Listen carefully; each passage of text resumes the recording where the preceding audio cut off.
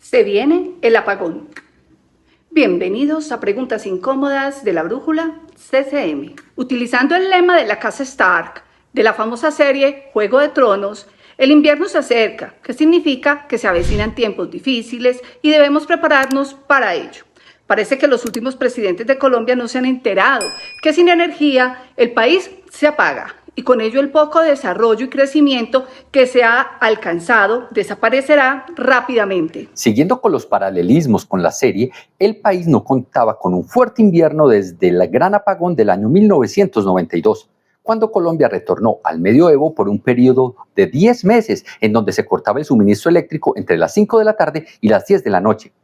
Los que vivieron esa situación recuerdan lo drástico que fue adaptarse a esa nueva realidad, y eso que eran solo unas pocas horas al día en tiempos en donde la electricidad no era usada tan intensivamente como el día de hoy. Los posteriores presidentes comenzaron una labor fuerte para que la situación no se volviera a presentar con el desarrollo del sector eléctrico, que permite vivir en los tiempos de una primavera en donde la última preocupación para los colombianos actuales es que no cuenten con un servicio eléctrico constante y eficiente. En tiempos de abundancia aparecen los gobernantes débiles. Y el presidente Juan Manuel Santos ingresó a Colombia a la ola del ambientalismo extremo, ratificado por su sucesor Iván Duque, en donde se prohibía la construcción de grandes centrales hidroeléctricas, porque según los genios en la ONU, la producción de energía empleando agua y la fuerza de la gravedad no era amigable con el medio ambiente.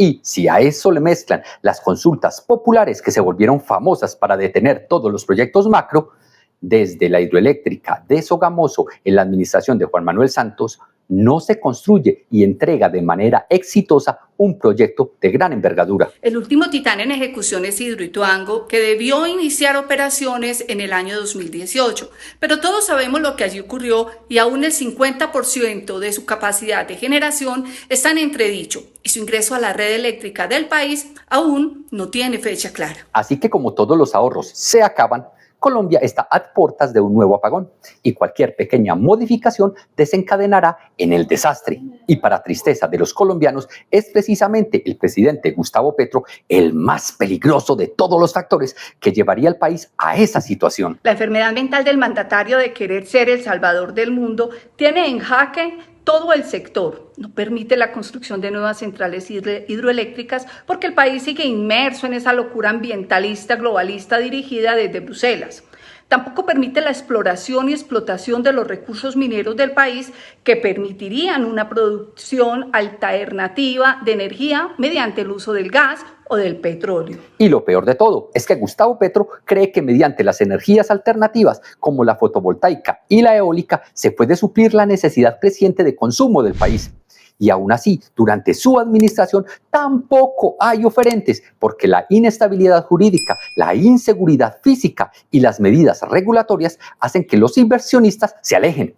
Y cada vez que el gobierno trata de hacer una licitación para la construcción de una central de ese estilo, se tiene que declarar desierta, o adjudicarse a los chinos, o entregarse a ciertos amigos del mandatario. Alejandro de Bedú, en artículo escrito para el periódico El Colombiano, presenta un panorama crítico por otro problemita que se le suma por un incumplimiento por parte del gobierno nacional para con las generadoras de energía, y es que no se pagan los subsidios prometidos para los estratos 1, 2 y 3, lo que tiene al borde de la quiebra a la sucursal Afinia del grupo EPM, y con esos 3 millones de caribes se quedarían sin el servicio eléctrico. ¿Qué pasaría donde todo el Caribe se quede sin el servicio eléctrico? ¿Qué pasa cuando las empresas con monopolio comienzan a tener pérdidas por falta de pago de sus clientes?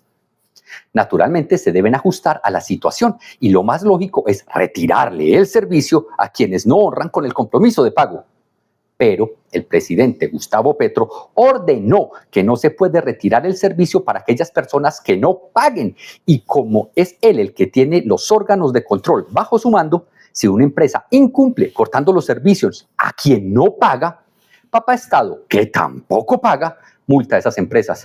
Definitivamente, el mundo al revés. Entonces, la solución que aplicarían las empresas es un castigo para con los clientes, que si pagan el servicio de manera puntual y como los prestadores de servicio público domiciliario residencial son monopolios en cada una de sus ciudades y los usuarios no tienen otras empresas para adquirir el servicio, simplemente buscan subir las tarifas de modo que se cubran los gastos de quienes no pagan. Otra vez el presidente Gustavo Petro entra en el juego y dice que eso no se puede hacer, so pena de investigaciones y multas por parte del Estado, lo que tiene varios aspectos en detrimento del propio usuario, porque si las empresas comienzan una espiral de pérdidas, no hacen mantenimientos, no realizan ampliaciones en la capacidad y no mejoran el servicio.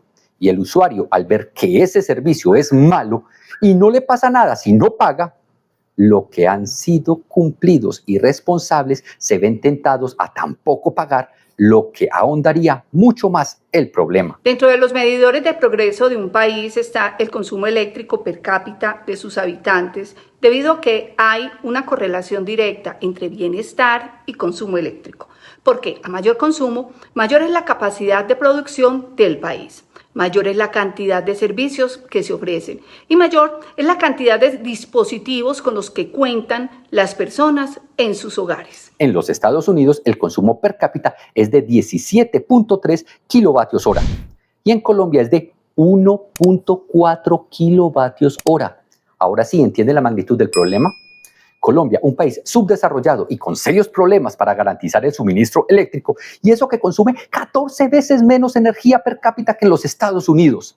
¿A qué horas el país saldrá del subdesarrollo? La demanda nacional durante el año 2024 fue de 82 teravatios hora y se estima un crecimiento anual del 2%.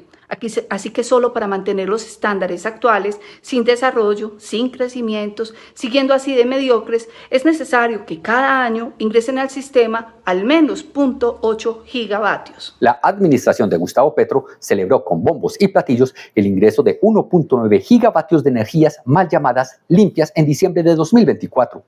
Y esos son todos los proyectos que comenzaron durante la administración de Iván Duque y otros durante la administración de Gustavo Petro. Así que son el resultado de proyectos que llevan al menos 6 años. Así que si se divide ese 1.9 entre 6, se quedó muy por debajo de las necesidades mínimas para cubrir el crecimiento natural de uso eléctrico. Y esto es sin contar con el problema mayor que tienen las energías alternativas, porque no pueden garantizar estabilidad en cuanto a la generación, porque las plantas fotovoltaicas requieren del sol, así que durante las noches no hay producción y durante días nubados también disminuyen sus capacidades.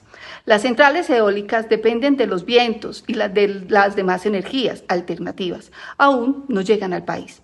Así que poner a depender el sistema eléctrico a fuentes de producción inestables e inconstantes es una completa locura. Y sigamos con las malas noticias. La hidroeléctrica más grande del país con una capacidad de 2.4 gigas es Hidroituango, pero solo produce 1.2 gigas, como ya se mencionó anteriormente. Y se supone que toda esa capacidad debería haber ingresado al sistema en el año 2018.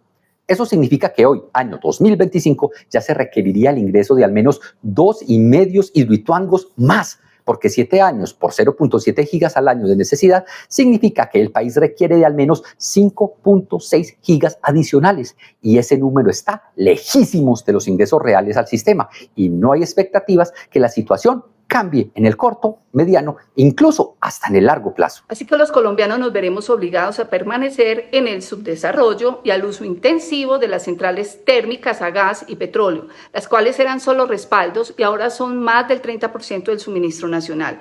Y como el país ya importa gas por culpa de, adivinen quién, esa energía aumenta de precio día tras día. Y es más contaminante que la hidroeléctrica y también significa que el país se quedó sin respaldo.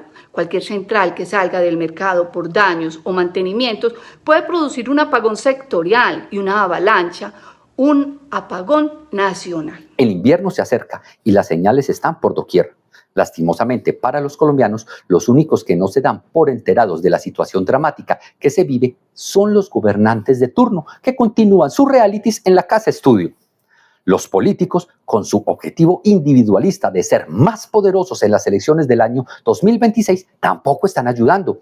Y los mandatarios locales, que siguen con sus dilemas de atender los problemas urgentes o los problemas importantes para la sostenibilidad a largo plazo de todas sus regiones, es una mezcla y un cóctel perfecto para el desastre. Bueno, llegó el momento de ustedes. Díganos qué piensan de la amenaza de un nuevo apagón. Los leeremos en los comentarios. Si te gusta el video, dale like y comparte para que llegue a otros usuarios. Es muy importante que se suscriban al canal y que activen la campanita de las notificaciones para que no te pierdas nada de nuestro contenido. Hasta pronto.